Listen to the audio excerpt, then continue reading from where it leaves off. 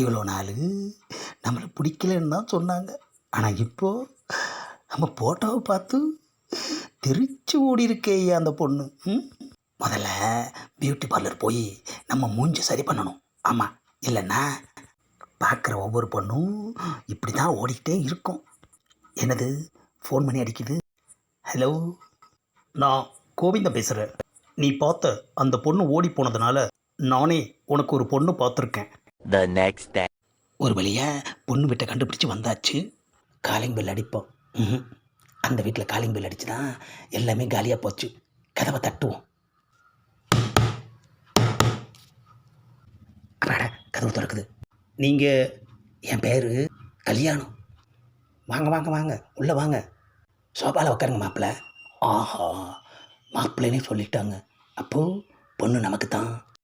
கோவிந்தன் உங்களை பற்றி எல்லாம் சொல்லிட்டாரு. அதனால தான் உடனே வர சொன்னோம். ஆமாம், கோவிந்தன் ஏன் வரல? உங்கள் கூடவே வர்றேன்னு சொல்லியிருந்தாரு. நான் ஃபோன் பண்ணேன், வந்துக்கிட்டே இருக்கேன்னு சொன்னார். வந்துடுவார். கூடவே கோவிந்தனும் வந்திருந்தா சட்டு புட்டுன்னு பேசி முடிச்சிருக்கலாம். நல்ல நேரத்துக்குள்ளே வந்துடுவார். உங்கள் பொண்ணை எனக்கு ரொம்ப பிடிச்சிருக்கு. கோவிந்தனா பார்த்து எனக்கு சொன்னார். கோவிந்தன் எங்கள் ஃபேமிலி ஃப்ரெண்டு மாதிரி. அப்படியா? Okay okay.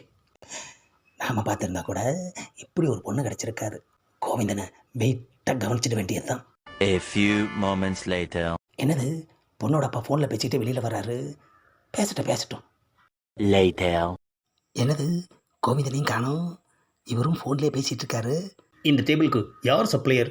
என்ன சார் சாப்பிட்றீங்க? சீக்கிரமாக முருவலாக நெய் தோசை கொண்டு வாங்க. சரிங்க. பொண்ணோட அப்பா ஃபோனை கீழே வைக்காமல் பேசிகிட்டு இருக்காரு. நமக்கு என்ன, அவர் ஃபோனு, அவர் பேசுகிறாரு. பேசட்டும். என்னது, நெய் தோசை ஆர்டர் பண்ணி இவ்வளோ லேட் ஆகிடுச்சு. ஆஹா, செல்ஃபோன் மணி அடிக்குது. அட, நம்ம கல்யாணம். சொல்லு கல்யாணம். ஏப்பா கோவிந்தா, பொண்ணோட அப்பா உன்னை தான்ப்பா எதிர்பார்த்துட்ருக்காரு. நீ வந்தாதான் பேசி முடிப்பாராம். நான் வந்து எவ்வளோ நேரம் ஆயிடுச்சு. நானும் தோசைக்கு ஆர்டர் பண்ணி ரொம்ப நேரம் ஆயிடுச்சு, இன்னும் வரல. ஏப்பா, நான் எவ்வளோ சீரியஸாக வாழ்க்கை பிரச்சனையை சொல்கிறேன், நீ வயிற்று பிரச்சனை சொல்கிறியேப்பா. வாழ்கிறதே வயிற்றுக்காகத்தானே. சாப்பிட்டுட்டு சீக்கிரமாக வந்துடுறேன், வெயிட் பண்ணு. நான் தோசை சாப்பிட்டுட்டு வர்றதுக்குள்ளே நீ ஆசைப்பட்ட பொண்ணு உன்னை விட்டு போயிட மாட்டா. என்னது, பொண்ணோட அப்பா ஃபோன் பேசி முடிச்சதும் இப்போ பொண்டாட்டியும் புருஷனும் பேசிக்கிறாங்க. ஒன்றுமே புரியலையா? நெய் தோசை ரொம்ப நல்லா இருந்தது. Later. டைம் போயிட்டே இருக்கு. கோவிந்தன் இன்னும் காணுமே. அப்பாடா, ஆட்டோ சத்தம் கேட்குது. கோவிந்தன் வந்துட்டான். வாப்பா வா. நான் வர்றதுக்கு லேட் ஆச்சுன்னு ஃபீல் பண்ணாத, எல்லாமே முடிஞ்சிடுச்சுன்னு நினச்சிக்கோ. அதோ பொண்ணோட அப்பாவே வர்றாரு. மாப்பிள்ளை உங்களுக்கு ஓகே தானே? மன்னிக்கணும் கோவிந்தா, அரை மணி நேரத்துக்கு முன்னால் வந்திருந்தா இவருக்கே என் பொண்ணை பேசி முடிச்சிருக்கலாம். ஆமாம், இப்போ என்ன, அரை மணி நேரம் லேட் ஆகிடுச்சு, அவ்வளோதானே. இப்போ பேசி முடிச்சிருவோம். அரை மணி நேரம் கேப்பில் ரிலேட்டிவ் ஒருத்தர் ஃபோன் பண்ணினார். அவர் சொன்ன மாப்பிள்ளைக்கே பொண்ணை கொடுக்கறதா முடிவு பண்ணிட்டோம். அவங்க எங்கள் நெருங்கின சொந்தம். ஆஹா, கேப்பில் கெடா வெட்டிட்டான் ஐயா. அவன் சொன்ன மாதிரியே முடிஞ்சிருச்சேயா. இதைத்தான் இந்த ஆள் ஃபோனில் மாஞ்சி பேசிக்கிட்டு இருந்தானா? அடப்பாவி, வந்த மாப்பிள்ளையை விட்டுட்டு சொந்த மாப்பிள்ளையை ஃபிக்ஸ் பண்ணிட்டானே ஐயா. இதுவும் போச்சே ஐயா. என்ன கல்யாணம், கிளம்பலாமா?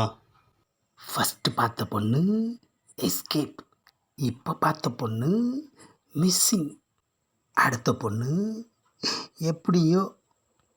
ஏன் கல்யாணம் ஃபீல் பண்ணுற? வேறு பொண்ணு பார்த்துக்கலாம். ஏய்யா, அரை மணி நேரத்தில் ஒரு லைஃபே போயிடுச்சு ஐயா. நான் என்ன பண்ணுவேன் கல்யாணம்? நெய் தோசையை லேட் பண்ணிட்டான். என் ஆசையை விட உனக்கு தோசை பெருசாக போயிடுச்சுல்ல. நீ மட்டும் அந்த தோசையை சாப்பிடாமல் இங்கே வந்திருந்தா என் ஆசையெல்லாம் நிறைவேறி இருக்குமே ஐயா. ஆசையை காட்டிட்டு நெய் தோசையை சாப்பிட்டுட்டு இப்படி கவுத்துட்டியே கோவிந்தா. ஆஹா, பியூட்டி பார்லர் போனதெல்லாம் வேஸ்ட்டாக போச்சையா. இந்த பதிவை லவ் பண்ணுங்கள், கண்ணா பின்னான்னு ஷேர் பண்ணுங்கள், மறக்காமல் சப்ஸ்கிரைப் பண்ணுங்கள்.